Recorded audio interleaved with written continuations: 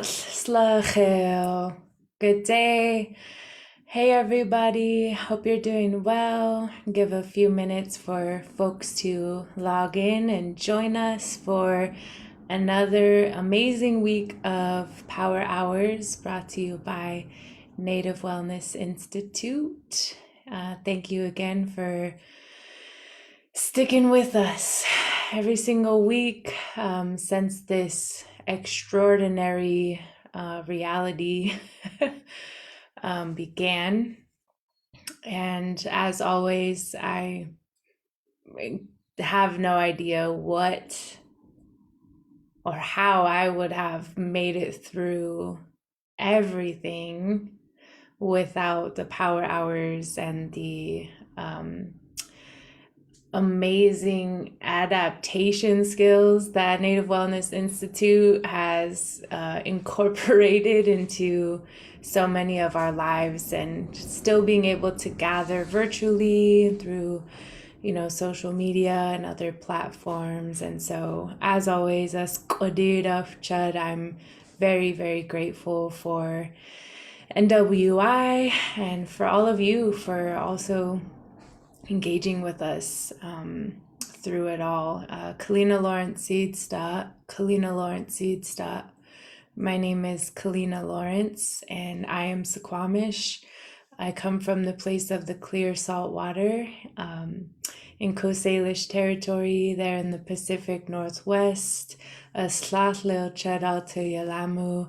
I currently live as a guest in the ancestral village of Yalamu, which is Ramaitush Ohlone territory. And that's what I'm going to be talking with you all today about. It's just my journey in growing up in Suquamish and Port Gamble, most know as Little Boston, and then making my way here to Ohlone territory in the Colonial Bay area.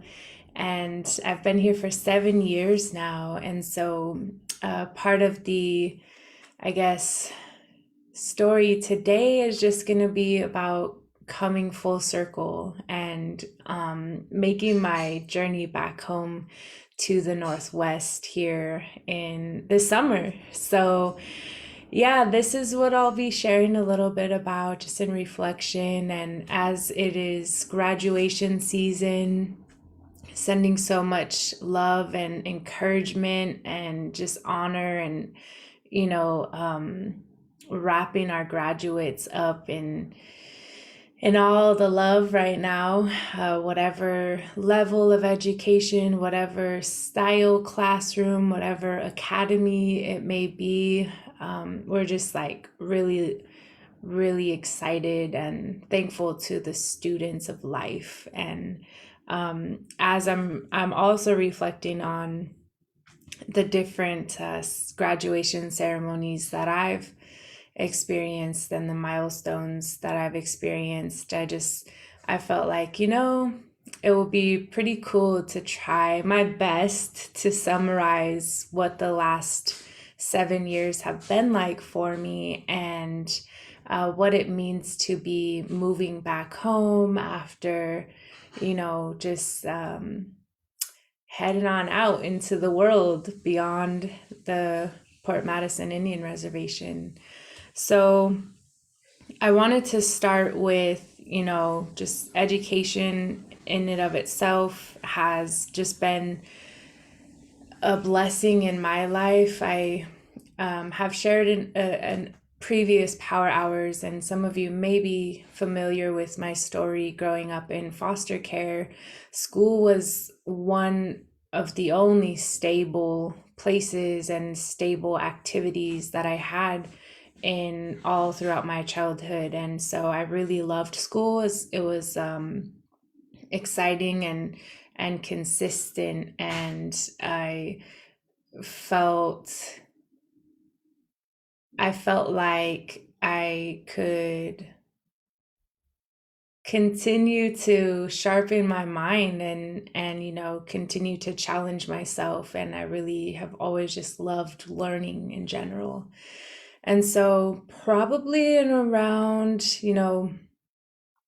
I would say like eighth grade, ninth grade is when myself and multiple people in my life were expressing to me that, you should go to college, and, you know, uh, you should find a route to experience life, outside of home, outside of what we know and what we've always known. And so it was probably around that age when folks were really adamantly telling me that not only should you go to college, but or further your education, I guess. But a lot of us really believe in you, and so that was a message I started getting from pretty early on. And I think I was probably about 15 when I also accepted for myself, like, yeah, I kind of have a plan. I want to graduate. I want to, get some work experience under my belt, and get my associate's degree. And then after that, I plan to transfer out to a university, and hopefully out of state. And so it kind of did go that way. I graduated high school, and I started working full time, and I started going to Olympic College full time, and I got my direct transfer associate's degree 2 years after I graduated high school. And then I wasn't really sure. I think if you would have asked me at 18, I probably thought I would go to school for psychology or maybe social work. Growing up as a foster youth, I really wanted to figure out how to expand my tools and my lived experiences to advocate for other young people who had been in similar situations, and also family members, coming from a perspective of empathy and compassion and context. I thought, oh, I just want to be helpful. And I also had some healing to do in that area. And so I also wasn't sure if that was the route I wanted to go. And I also always loved, doing hair, braiding hair. And so I thought, oh, maybe I'll go to school to Paul Mitchell, or, like, I really, after, starting this associate's direct transfer degree, I didn't have any clue about what my major would be, or even what school or what area I would go to. And at the time, I had learned beadwork from Jesse Old Coyote, and I had been beading, earrings and medallions and whatnot. And I went to a concert in Seattle at the Showbox, and it was a really one of my favorite reggae artists. And at this concert, I was in the front row, and I had my Sonics hat on, and I had a beaded Sonics medallion on. And so we're having lots of fun and hyping up all the musicians that were opening up, and they were on stage, and one of them had spotted the beaded medallion that I was wearing, and he had never seen anything like it before. And so, the concert was fun, and we were walking out and walking past the merch table, and he spotted my medallion, and he said, "Hey," and he called me over, and he's like, "That's dope. Like, did you make that? Do you do beadwork?" And Jesse had made the medallion. I was like, "Yeah, I do beadwork. This, just on the side, I guess, because it wasn't my full-time job or anything." And he was like, "Do you think you could do our logo for us?" They're a bilingual hip hop Spanish duo based out of Oakland. They go by the name of Los Racas. And I was like, "Heck yeah, man, send me your logo." I'll give it a shot. I'm down to try. And so they have this really, really cool Raka smiley, and they're Panamanian, and they, just had this like really powerful movement that they were continuing, and this logo is like a big part of their movement. And a lot of musicians will get different, maybe like diamond or other jewels, they'll get their logos made, and they'll wear chains. But for them, wearing a beaded chain was new. They had not seen that, and they wanted to exchange culturally, I guess, if you will. So I beaded some of their logos, and as I got to know them and befriend them and learn about kind of the movement that was happening in the Bay Area, I was just wrapping up with my associate's degree, and I really had no clue where I wanted to go to school, what I wanted to do. I had been singing all of my life, but it wasn't, to me, it didn't feel like a professional ambition that I had. It was just that I loved to sing, and other people happened to be supportive of, my my passion for singing. I was not the best by any means. I still had a lot of learning and growing to do in terms of finding my voice, but I was like, yeah, I like to sing. It was just, Facebook cover videos and all the embarrassing stuff from back in the day. And as I got to talk with them more and talk about how thankfully, our tribe is in a position to support and encourage and you know, or yeah, just like just in total, just support our tribal community members to go to college pretty much wherever we would like to go. They were like, why don't you check out some music schools in the Bay Area and see if you can find something here, continue on your education in the Bay. And I was about 20 at the time, and it hadn't really crossed my mind. Like, I was like, okay, I mean, I could study music, but again, like, it just wasn't even it wasn't even a thought in my mind. And so I started researching some schools in San Francisco and Oakland. A lot of the schools that I was researching were conservatory and classical, like Eurocentric theory. And so I had played, the saxophone in junior high, and I had like a little bit of familiarity with music theory, but I also wanted to embrace and embody the training, the vocal training that I had in Coast Salish music and in other indigenous musics that we grow up with, and we learn and we carry on. And so I was like, okay, I want to study music, but I want my knowledge and my joy and my passion and my responsibility to Coast Salish music to be at the forefront of whatever music education I get. And so I found the University of San Francisco's music program, and actually the way they term it is performing arts and social justice. And so it was all of the concentrations of performing arts, meaning music and theater and dance.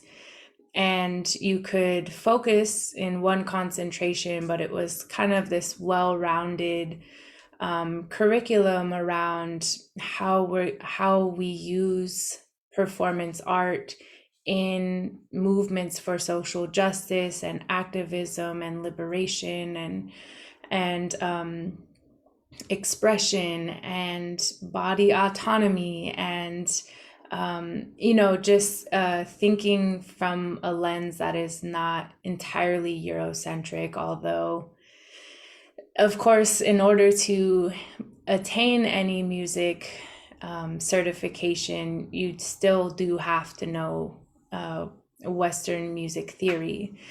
And so I did some research, and out of all the schools I found, is like, okay, this one feels like it could be the most adaptable to my upbringing, and not having to lose the teachings, the Coast Salish teachings, the canoe teachings, in the midst of it. And I bring that up also because not only are we coming from a music standpoint, but in our Coast Salish teachings and as canoe people, we're always and firstly taught about the importance of being good guests, of how to arrive at a place as a guest, how to behave while you're there, how to leave a place as a guest. And these teachings had been instilled within me, since my first canoe journey is 7, 8 years old. And so I always knew, I'm gonna leave home, and also how do I bring everything with me that my community and my families, plural families, had instilled within me, so that I could come and represent, and also gain experience, gain tools, and some independence, also have some space for some solitude, and contextualizing everything I had been through, and healing, and right, all these things. And it had been a moment where I just decided, okay, I'm gonna apply. I'm gonna go. I met this dope hip hop duo at a concert in Seattle, and they encouraged me to move to the Bay Area, and said, hey, if anything, you at least know a few people.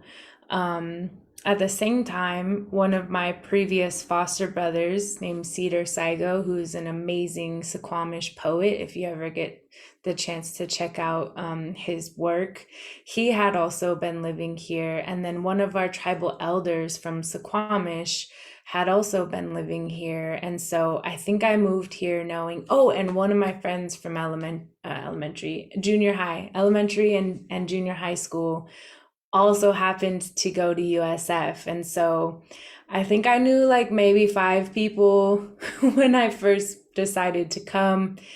And that was helpful. I mean, I knew that I wasn't, going to see them all the time, but I was like, okay, I know a few people, and that's enough to get me started. Also, I did a lot of research about the indigenous people here, whose land and territory this is. Who am I going to be, responsible to, what urban Native communities are here, what intertribal like resources and spaces exist here. And so I did a whole lot of research before I decided to apply to USF, and while I was waiting for admission as well. And I finished my associate's degree, and it was kind of coming down to it, and I got accepted, I think maybe a month after my grandma had passed away. And it felt like just like this sign from her to continue, to go out, to try new things, and new places, and meet new people. And she was always very supportive and encouraging of education as well. And so I think it just kind of all aligned somehow. And let's see, this was in 2014. So I got accepted, excuse me. And then it was like, okay, this is happening. I had never seen the campus before. I had only visited San Francisco one time. And I was like, yeah, okay, I'm going to go to the Bay, move from the res to this amazing city.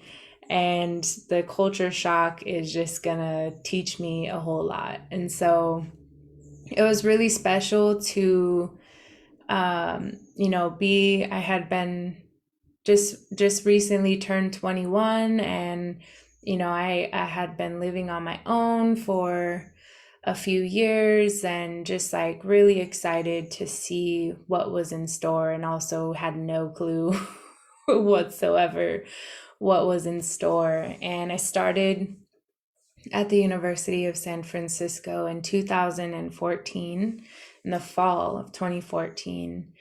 And it was a whole lot of things. It was a whole lot of pros, a whole lot of cons, a whole lot of doubt, a whole lot of excel, and kind of this just highs and lows, if you will, the ebbs and flows. And I really had to find community, especially within the city, within the urban Native communities here, because unfortunately it was non-existent on campus. And I think I had only known of like 6 other Native students at USF, out of like 11,000, and maybe only like knew personally 2, maybe 3. And so a lot of my connection came from building community off of campus and kind of getting outside of the bubble from day one. So it was really exciting. My foster mom came down and helped get me settled in, and when I tell you, from like day one, it's just like every single person that I met, their hospitality was just so big and so welcoming, and so familiar. And when I was fearful or had questions, they were just like ready to offer any sort of support or guidance. And also, again, kind of tapping back into those cultural teachings of how to be a guest somewhere, I was definitely able to apply a lot of canoe teachings to the way that I navigated my first year or so here in Ohlone territory.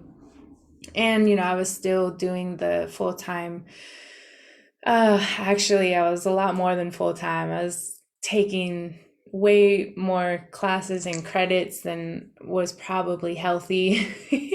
But I pushed through and tried to stay as active as possible. During my time, in school, I really had to I guess focus and really think about what it was that I wanted to do with music and how I wanted to do that. And both technically, right, and also in context, because Indigenous peoples, we've always utilized music. Music has always been an offering and an extension of ourselves. And so I'm learning in the context of social justice, what is justice? What is justice for a young Indigenous, more specifically Suquamish, contemporary and traditional singer and songwriter?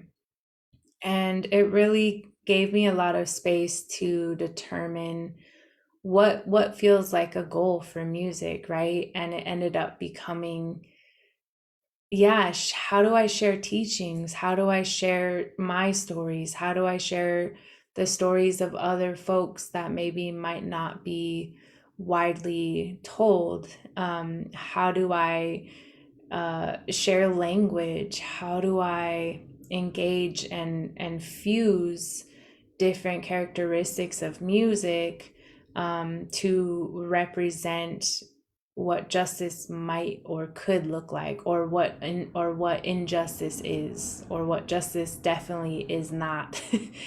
And ended up finding a way, I guess, to use the tools that were helpful. And so I spent 5 semesters at USF, and in the time I had done my senior project as like a multimedia, multi concentration piece using spoken word, live music, piano, pre recorded music, and voice and monologue as well, to kind of share a 12-minute summary of how our music alone has suffered ethnocide and genocide in the last century. And it was largely to an audience or audiences of folks who really did not have any awareness or education, or a deeper understanding of the trauma and assimilation and oppression and ethnocide and genocide that we have endured over the last century, let alone right over the last couple of decades. And so this was a very emotional piece for not just myself, but my peers and the audiences that witnessed it. And so I was able to win or receive, I should say, the Kathleen Gallagher Award, which is offered to the senior within Past J who, exemplifies, I guess, the mission of performing arts and social justice. And that was a pretty big honor, to be, one of the only Native students in the entire program to, be able to share the version of our experiences from my perspective, and still utilize the elements of music that are relevant and important. And so I graduated with honors from the University of San Francisco, and even then had a lot of a lot of internal stuff going on about if and what this validation means, right? How much of it is what I've grown up and known and gathered from our academies, whether that be at rallies and marches or our classrooms, or how much of it is tributed to this higher education that I got. And so it's kind of this constant back and forth about, while I can feel proud that my people asked me to go away, to go to college, to go live life and experience life elsewhere and come back to us and bring that back to us later on down the road, all of the layers that this holds. And so a lot of my time after graduating with this degree of success, if you will, it was still a lot of internal work and healing that I was doing. And I did not want my music career or my, I guess, journey to only be credited to this institution, right? This colonial academic institution, and the histories that those have in our communities. And so I really had to sit with that for like the first year after I graduated, and actually moved back home for a few months right after graduation. It was right during Standing Rock, where myself and a lot of Bay Area Native college students and a lot of young people throughout the world, throughout different Native communities were rallying behind the Standing Rock youth. There was just a lot going on. And so I felt like I wanted to go to Standing Rock. I wanted to go back home. I missed home. I thought about dropping out of college every single day my senior year. And I'm like, what am I doing here? I should be there or I should be there. And so it was just this constant pull in a lot of directions. And I always remembered, that there is something so special about finishing something that you started and then moving from there. And so I finished what I came here for and I moved back home, and I was still feeling like, okay, I've got this education, I've got this degree, and now what? Like, I have a few performances here and there. I have one single. My first single was entitled Alcatraz, that I had written from the stories that my late father had shared about his time during the Alcatraz takeover and what that had meant. And so my first single was about Alcatraz and how, Standing Rock for our generation is what Alcatraz was for their generation, and just trying to piece all this stuff together, but still feeling a little bit kind of, like, and I do this movement because I've just felt ungrounded, I guess, after completing college and figuring it out from there.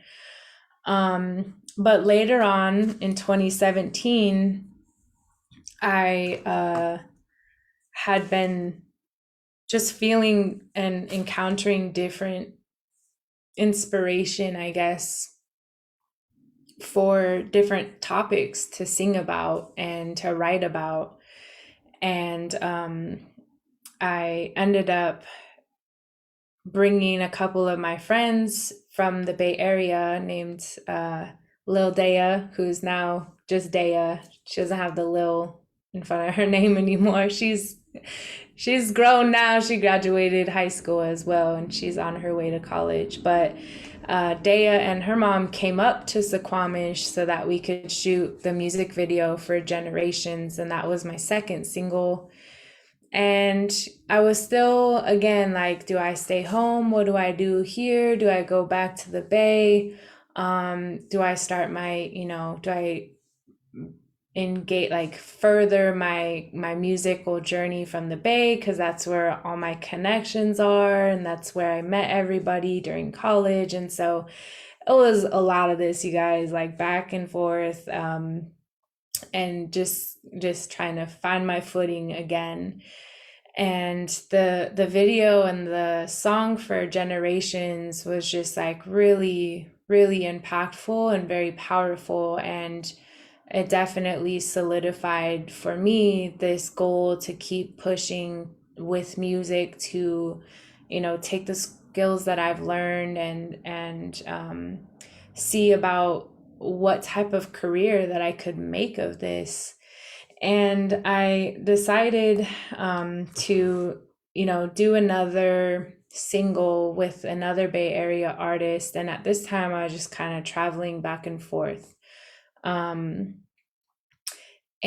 I had asked Desiree Hart if she wanted to collaborate on a song, and we had kind of kept aligning, and in that December of 2017 was when I was back in the Bay Area just for a visit. We had a studio session, we recorded the song, and then we recorded and shot the music video. And we were, just in trying to get as much done in this little window of time that I had while I was visiting. And that's when my other friend had just said, I got a spare bedroom here in San Francisco. If you want to move back, it's, you're welcome. And at that point, I had been home after graduating for a while and was still feeling a little bit uncertain about the direction. Like, I knew I wanted to record an album, and I knew that I felt very embraced here in the Bay Area, that I felt I had a strong sense of community and colleagues in the music area of things, and so I really didn't have a reason to say no, I guess. And so I decided to come back. I decided to move back. And at that time, it was like, 2017, 2018. I told myself, like, okay, I want to I want to just go all in with music for 5 years. Like, I want to give myself a 5 year time frame in the Bay Area, to see where, not just music, but community and organizing and whatnot, to see where that might lead me. And I moved back in 2018. And from there, it was like, okay, I'm not in college, right? Um, and so I have a little bit more autonomy over my schedule and how involved I could be in the community in terms of performing and recording and traveling. And at the time, thankfully, to those of you who invited me to travel to your communities and, perform for festivals, or speak or facilitate for youth conferences and things like that, they started picking up more in 2018. That year, I also was invited to the Golden Globes. During my time in college, I had connected with actress Shailene Woodley, and we had worked on a few different movement projects, if you will, or actions, or just organizing and connecting and building and healing.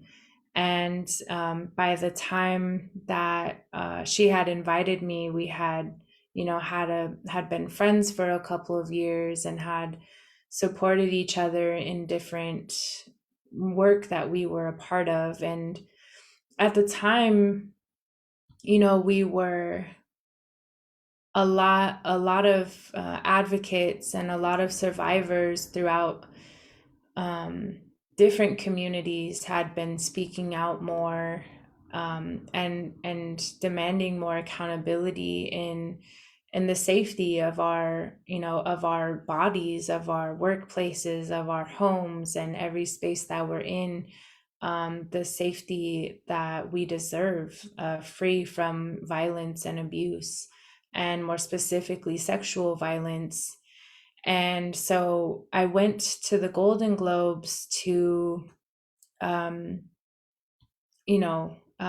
be in solidarity with women across all walks of life, and LGBTQ and Two Spirit and gender non-conforming folks, folks beyond the binary, and men, and right, the the call for an end completely to sexual violence committed against us. And, you know, oftentimes by folks who have experienced that themselves.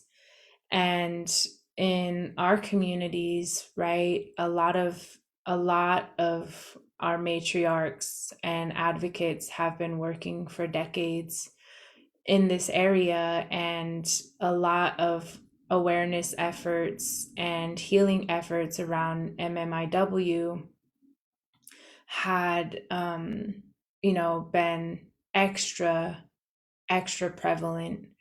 And so being invited to the Golden Globes to, and I don't want to say represent or speak on behalf of anybody, but to acknowledge that women and families of MMIW, girls and Two Spirit, have been and will continue to advocate for an end to this violence as well, alongside those from all walks of life who are also working to end this reality.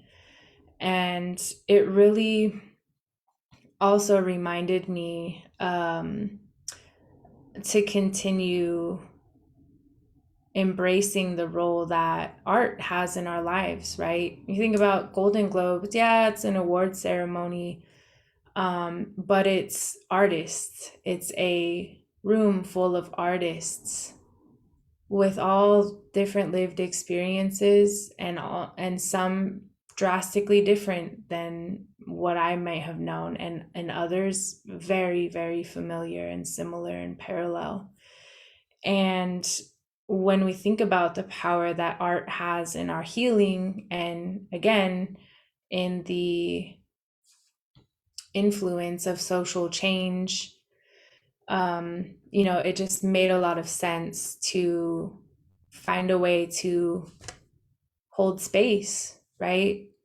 And so that was in 2018, and it really also gave me a lot more, what would the word be? Affirmation, I think. I think that's the word. It really gave me a lot more affirmation in, honoring whatever gifts that I could offer to alleviate my suffering, and hopefully, hold space for other folks who are working to end the unnecessary suffering that so many of us endure. And I thought, wow, music has been used in healing rituals since time immemorial, right? And how can I say this is something I love to do, something I'm passionate about, and this is something that so many people around me built me up for, is to use this power of expression, to keep healing and hold space for others who are healing. And out of that came my first album. I mean, when I tell you I had like 2 songs, and I used to sing covers of other people's songs, and then within a matter of like a month or two, I had a full album worth of material. I I welcomed a type of creative, energy that I think came when I really decided to, stand in my truth, and honor whatever it was that my voice could offer. And so I went to work. I worked on my album here in San Francisco and in Oakland, which is Yalamu and Huchin. Those are the names of the places that each of their respective peoples identify them as. The Ramaytush here in San Francisco, and the Lishan over in Oakland. And here came the epicenter of my music career, and an album just came together. All of the folks that helped, that supported, that contributed. There's so many people, who worked on so many different aspects of putting a project like this together, and the music videos that came with them, and the album release party, and just the Bay Area community just showed me a level of support and respect and protocol, much like, much like the one I learned growing up, and also in just a different context, right? And as a student. And so my music career from that point, and again, thanks to so many of you, for the invitations to places, for the streams, for the shares and the likes, and the purchasing of tickets, and coming to shows, and purchasing merch, like all of what makes an artist's career possible is literally 110%, like the support that you all show. And so for 2018 and 2019, I mostly traveled to, Pueblo territory, to Haudenosaunee territory, to, oh my gosh, like so many different territories throughout California, Kumeyaay, and even up north in Pitt River, and I found myself just really blessed to be booked. And for a while, even though I was living in San Francisco, I was like here, and then I was mostly at the airport all the time. So I think I probably spent more time in the airport and on airplanes and in hotels than I actually did at my house in San Francisco. But being based here was also such a blessing, because I just got to, again, offer whatever I could to whatever efforts were happening, whether it was like just community gatherings and functions or rallies, or, youth conferences and marches. And I mean, there's so many spaces where music just adds another component, and a lot of you who are organizers, you saw that. And I just like can't thank you enough for inviting me to those spaces pre-pandemic, because I really got to see and travel a lot, and that's a privilege to say. Before this happened, for about 2 years, I was just like always on the go, and not just in the time here, but in my whole entire life, I've never sat still for an extended period of time. And that ties in with like the foster care aspect of like constantly moving homes, and constantly with different folks. And then even growing up into my adulthood, it just like staying busy was kind of just my way of coping, and my way of pushing through things, and sometimes to an unhealthy degree. And so, those 2 years in 2018 and 2019, I really wanted to balance the idea of working hard and also enjoying my early 20s. With a music career is not a always a structured schedule like other areas of work, where it's a set time, from this time to that time, you clock in, you clock out.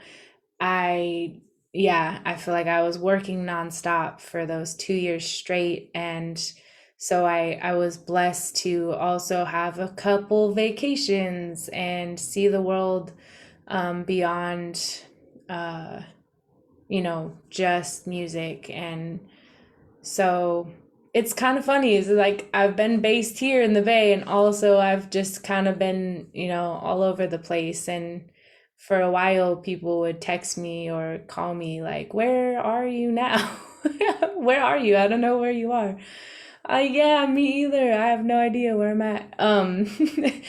But fast forward to, and I know we're coming to an end here pretty soon. Thank you guys for listening to me kind of summarize. I haven't really summarized the last 7 years in this way. And it's special because, it's a full circle that is really exciting, and an honor to like experience. But after 2019, I had traveled to Australia, to Melbourne and Sydney, which is Wurundjeri and Gadigal territories over there across the ocean.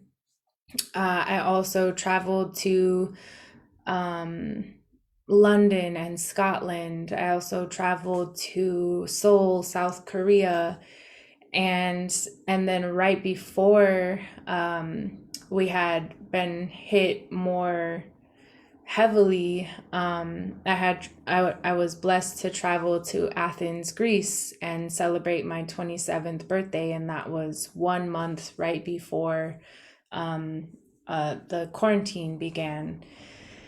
And I think back to it now. It's like, oh, I got a lot of that in because things are changing, right after that. It was, again, it was home for a year. And I had never done that. I had never sat stationary in one house consistently for that long. And it was a whole lot of healing. And again, like, my love goes out to any of you who had to navigate COVID and other devastating and traumatizing experiences over the past year and a half. And for me, it was a different level of not having the ability to come back home when I want to, right? Like, before, when I was traveling, I was probably still coming home for visits like 2 or 3 or maybe 4 or 5 times a year. I was home a lot still. They were just like maybe weekend or week-long trips, but I still felt like I could come home whenever I needed to. And after a year of enduring, the extraordinary circumstances of the pandemic, I realized, like, yeah, I need to come home. I need to be home. Obviously, without putting anybody in jeopardy. My roommate and I took the quarantine very seriously, and we really, like, stayed home and had to make that sacrifice to arrive at this day, which is that I'm moving back home officially next month. And there have been a lot of different pulls to make my way back. And I think ultimately it just aligns with, that very first goal that I set. It's like, okay, I want to give 5 years strong to the potential of this music career. And then in 5 years, I'll see where I'm at. And so here we are. This is year 5. And this is where I'm at, where, you know, we're blessed to have adapted to, like, this virtual world. And essentially, I can still continue on with music and whatnot via these different technologies. And hopefully, as time goes on and more folks have access to the resources that are needed to better manage you know this unfortunate reality that we've experienced, then maybe we can see where my career picks back up in the physical. But for now, it's just time. Things have aligned. And I have just unending gratitude to the Bay Area, to the literally hundreds of people here that have just welcomed me and carried me, and protected me and taught me, and just made space for a co-Salish guest. And that same gratitude to my community and the literal village that raised me, for preparing me for a journey like this, and for encouraging me to leave, not because home is so terrible. There are difficulties, and there are changes, and there's healing that needs to take place. But my journey was not necessarily an escape, more than it was a different form of academia. It was a different it was a different lesson to be learned, and come back, right, and apply the knowledge and the experiences, the compassion and empathy and ideas and understanding that I now have after, you know, taking this chance, taking this healthy risk, as Shailene and Native Wellness says, taking a healthy risk and just going for it, um, has been like really amazing. And again, you know, I've heard folks in the past talk about seeing the world and still nothing compares to home. There's no place as beautiful as home, as du sa club. And each time that I come home, I will appreciate it even more. And I think, as I think about the young folks and those who are preparing for or any sort of transition or move, you know, that's like I hope that they also get to experience that. And my niece, she's funny. She made it very clear that she shared me for as long as she could, and now, you know, she wants me back. So when your kids tell you that, I mean, and I don't have any biological children, but the children that I've been blessed to help, you know, raise and support have, you know, have been just like a huge support and motivation in me finding that courage to try something different and go somewhere, but not really different. Because when I learned later on that all of my parents spent time in the Bay Area when they were also in their 20s, and because I was, you know, separated from them, there was a lot of stories that I didn't know. There was a lot of truths of theirs that I never knew about until I was an adult and I had the opportunities to ask for myself or listen and learn.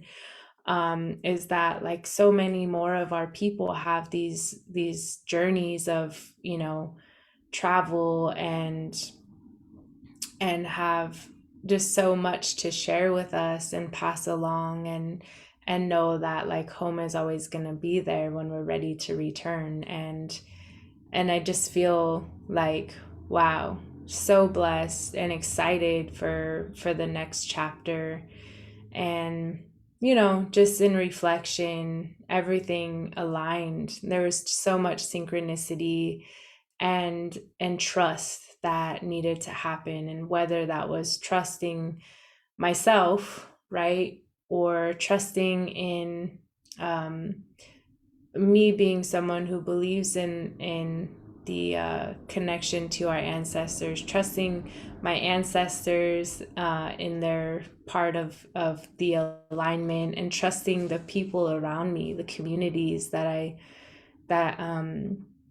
I sought out, and also the ones that welcomed me and invited me.